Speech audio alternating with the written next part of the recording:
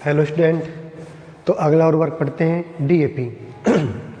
DAP का full name है di ammonium phosphate, यानी कि डीएपी जो उर्वरक है उसका फुल नेम है डाई अमोनियम फॉस्फेट और इसका रासायनिक सूत्र है NH4 ट्वाइस HPO4, यानी कि इसमें 2 अमोनियम आयन है और एक फॉस्फोरिक अम्ल है। तो देखिए इसका संगठन किस प्रकार से होता है। तो इसके संगठन में नमी होगी 1%। नमी कितनी है? 1%। अमोनियम नाइट्रोजन, यानी कि अमोनिया के रूप में जो नाइट्रोजन है वो कितने प्रतिशत होगी? तो वो होगी 18%। और कुल फॉस्फोरस होगी इसमें 46%। अब इस 46% फॉस्फोरस में से जल विलेय फॉस्फोरस होगी 41.6%। ठीक है, 41.6% तो है जल विलेय फॉस्फोरस और कुल फॉस्फोरस कितनी है? 46%। यानी कि इस 46 में से 41.6 जल विलेय है और इसके अलावा बची हुई फॉस्फोरस कैसी है? जल में अविलेय है।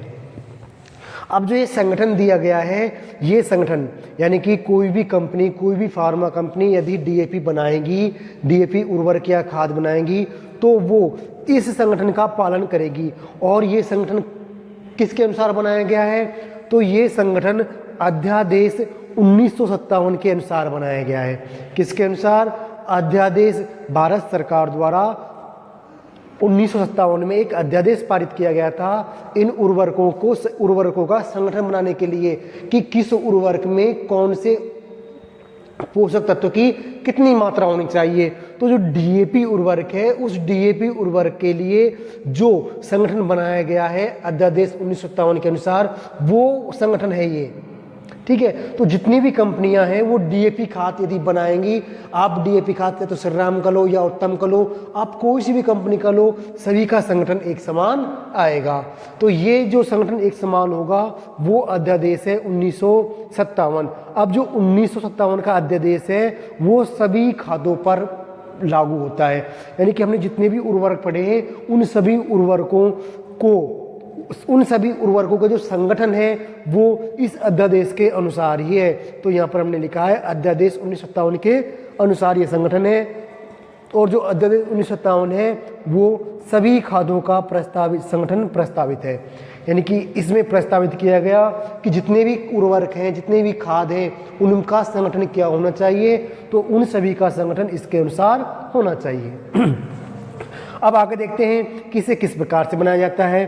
तो फॉस्फोरिक अम्ल की अमोनिया के साथ क्रिया से इसे बनाया जाता है। इसमें पहले मोनो अमोनियम फॉस्फेट बनता है जो कि pH 5.8 से 6 के बीच अमोनीकरण की क्रिया को आगे बढ़ाने से डीएपी उर्वरक में बदल जाता है। यानी कि डीएपी उर्वरक बनाने के लिए हमें फॉस्फोरिक अम्ल की अभिक्रिया करानी पड़ती है। किससे? अमोनिया से। जब हम फॉस्फोरिक अम्ल की अमोनिया से क्रिया कराएंगे तो हमें मोनो अमोनियम फॉस्फेट मिलेगा। यदि इस अभिक्रिया को हम और आगे बढ़ाएंगे तो हमें क्या मिल जाएगा? हमें डीएपी उर्वरक मिल जाएगा। अब आगे देखते हैं इस डीएपी उर्वरक के गुण कौन कौन से होते हैं। तो देखिए इसके पहला गुण दिया हुआ है इसका, यह उर्वरक दानेदार रूप में बाजार में बिकता है। यानी कि यदि हम इसकी बात करें कि बाजार में किस रूप में मिलता है, तो ये बाजार में हमें दानेदार रूप में मिलता है। दूसरा है यह जल में घुलनशील होता है। इसमें नाइट्रोजन एवं फॉस्फोरस दोनों पाए जाते हैं। ये एक ऐसा उर्वरक है जिसमें नाइट्रोजन व फास्फोरस दोनों पोषक तत्व पाए जाते हैं। हमने पढ़ा था कि मुख्य पोषक तत्व कौन कौन से होते हैं? NPK, नाइट्रोजन, फास्फोरस व पोटेशियम। तो इसमें 2 मुख्य पोषक तत्व पाए जाते हैं। तो ये अपने आप में बहुत ज़्यादा इम्पोर्टेंट है। यह जल में घुलनशील होता है। इसमें नाइट्रोजन एवं फास्फोरस दोनों पाए जाते हैं। अब जो नाइट्रोजन है वो किस रूप में पाई जाएगी? तो नाइट्रोजन अमोनियम आयन के रूप में पाई जाती है। हम जानते हैं अमोनियम आयन, तो उस अमोनियम आयन के रूप में इसमें नाइट्रोजन पाई जाएगी और फॉस्फेट आयन के रूप में इसमें क्या पाया जाता है? फॉस्फोरस पाई जाती है। अमोनियम आयन के रूप में अमोनिया और फॉस्फेट आयन के रूप में फॉस्फोरस इसमें पाया जाता है। तो इसमें नाइट्रोजन व फॉस्फोरस दोनों पाए जाते हैं। नंबर तीसरा है कि यह आर्द्रता ग्राही उर्वरक है, यानी कि ये नमी को अवशोषित कर लेता है। चौथा दिया हुआ है इसमें पोषक तत्व उच्च मात्रा में होते हैं। देखिए मुख्य पोषक तत्व 3 हैं, हमने अभी बताया, और उन 3 में से भी 2 इसमें पाए जा रहे हैं और दो की आप मात्रा देखिए, एक तो है 18% और एक है 46%। किसी भी पोषक तत्व की इतनी अधिक मात्रा किसी भी उर्वरक में नहीं मिलती। तो सबसे अधिक पोषक तत्वों की मात्रा वाला उर्वरक है डीएपी। तो इसलिए हम इस डीएपी उर्वरक को उच्च विश्लेषण उर्वरक कहते हैं। कैसा कहते हैं?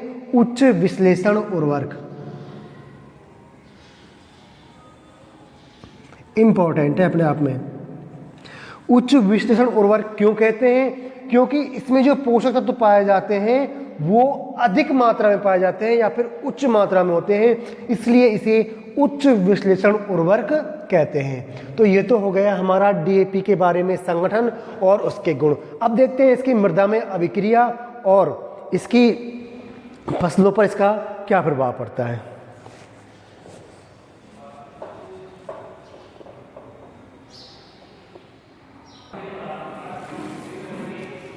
देखिए, मृदा में डालने पर होता क्या है कि इसमें हमने क्या पढ़ा था, इसमें एक तो अमोनियम आयन होता है और दूसरा फॉस्फेट आयन होता है। तो जो अमोनियम आयन है वो तो मृदा कणों पर, मृदा के जो कोलाइडिक कण हैं, किले हैं, उन पर अधिसूचित हो जाता है, जबकि जो फॉस्फेट आयन है वो धीरे धीरे पौधों द्वारा ग्रहण कर लिया जाता है। देखिए, इसको मृदा में डालने पर, हम पढ़ रहे हैं मृदा में अभिक्रिया, इसको मृदा में डालने पर इसमें उपस्थित अमोनियम आयन NH4+ मृदा कणों पर अधिसूचित हो जाता है तथा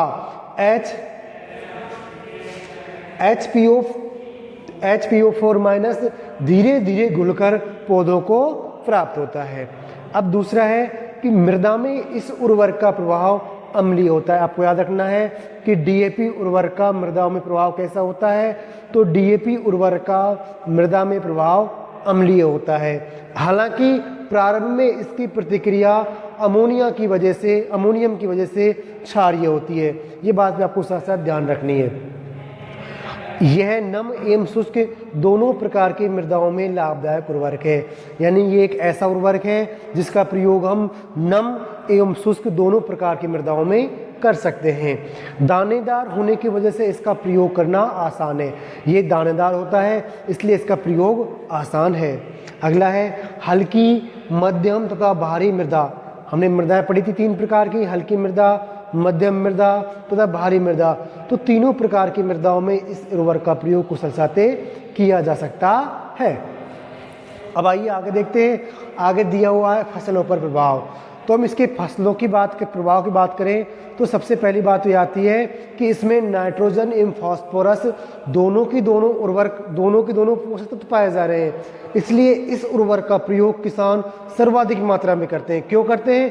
क्योंकि दोनों पोषक तत्व उन्हें एक ही उर्वरक में मिल रहे हैं, इसलिए वे इसका प्रयोग सर्वाधिक करते हैं। देखिए, पहला पॉइंट है नाइट्रोजन व फास्फोरस दोनों होने के कारण किसान इसका प्रयोग सर्वाधिक करते हैं। दूसरा है प्रारंभ में, देखिए जो अमोनियम आयन है वो प्रारंभ में पौधों को किस रूप में मिलता है? अमोनियम आयन के रूप में मिलता है। लेकिन हमने पढ़ा था कि जब अमोनियम आयन मिट्टी के कणों यानी कि कोलाइडी कणों पर जब अधिसूचित हो जाता है तो धीरे धीरे उसका क्या होता है? नाइट्रीकरण होता है। और नाइट्रीकरण से क्या बनता है? नाइट्रीकरण से बनता है नाइट्रेट आयन। तो होता क्या है कि जब हम इसको मिट्टी में डालते हैं तो सर्वप्रथम क्या होगा? सर्वप्रथम पौधे नाइट्रोजन को किस रूप में ग्रहण करेंगे? सर्वप्रथम पौधे नाइट्रोजन को अमोनियम आयन के रूप में ग्रहण करेंगे, क्योंकि यहाँ पर क्या थी? यहाँ पर नाइट्रोजन अमोनियम आयन के रूप में उपस्थित है। अब जो ये अमोनियम आयन है इसका धीरे धीरे क्या होगा? इसका धीरे धीरे होगा नाइट्रीकरण और हमें ये किस में बदल जाएगी? नाइट्रेट आयन में बदल जाएगी। तो पौधों को अब जो नाइट्रोजन मिलेगी किस रूप में मिलेगी? वो मिलेगी नाइट्रेट के रूप में। तो वही बात यहाँ पर लिखी हुई है। नाइट्रोजन प्रारंभ में अमोनियम आयन एवं बाद में नाइट्रीकरण द्वारा पौधों को नाइट्रेट के रूप में प्राप्त होती है। तीसरा है फॉस्फोरस फॉस्फेट आयन के रूप में धीरे धीरे घुलकर पौधों को प्राप्त होता है। नंबर 4 है इसका प्रयोग क्षारीय मृदाओं में करने पर बीजांकुरण को क्षति पहुंचती है। यानी कि क्षारीय मृदाओं में यदि हम इसका प्रयोग करेंगे तो जो बीजों का अंकुरण है वो रुक जाएगा, बहुत कम मात्रा में हो पाएगा। इसलिए क्षारीय मृदाओं में इसका प्रयोग कम किया जाता है और बीजांकुरण के समय पर तो बिल्कुल भी नहीं। अब देखिए एक पॉइंट और इसमें कि जो डीएपी खाद है उसका प्रयोग फसल बोने से पूर्व ओर कर करना चाहिए। क्यों करना चाहिए? क्योंकि फसल बोने से पूर्व यदि हम इसका प्रयोग कर देंगे तो इसमें जो अमोनियम आयन है वो किस में बदल जाएगा, नाइट्रेट आयन में बदल जाएगा, और पौधे नाइट्रेट आयन को आसानी से ग्रहण कर लेते हैं। तो इसका प्रयोग, क्योंकि अमोनियम आयन को नाइट्रेट में बदलने में कुछ समय लगता है, तो उस समय से बचने के लिए हम पहले ही इसको डाल देते हैं, जिससे कि जैसे ही पौधा विकास करना शुरू करे और उसे नाइट्रोजन आसानी से नाइट्रेट आयन के रूप में उपलब्ध हो जाए। तो हम 5वां पॉइंट लिख सकते हैं, इसका प्रयोग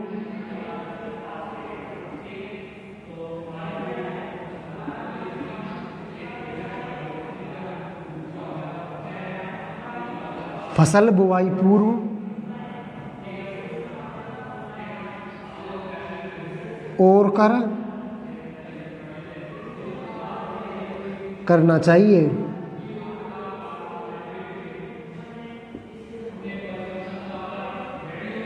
तो इनका प्रयोग कैसे करना चाहिए? इनका प्रयोग हम फसल की बुवाई करते हैं तो उस फसल की बुवाई से पूर्व ही हमें इसे खेत में ओर देना चाहिए। क्या करना चाहिए? इसको ओर देना चाहिए। अब इसके बाद में हम अपना अगला जो उर्वरक है वो है सिंगल सुपर फास्फेट। अब उसको हम पढ़ेंगे नेक्स्ट क्लास में।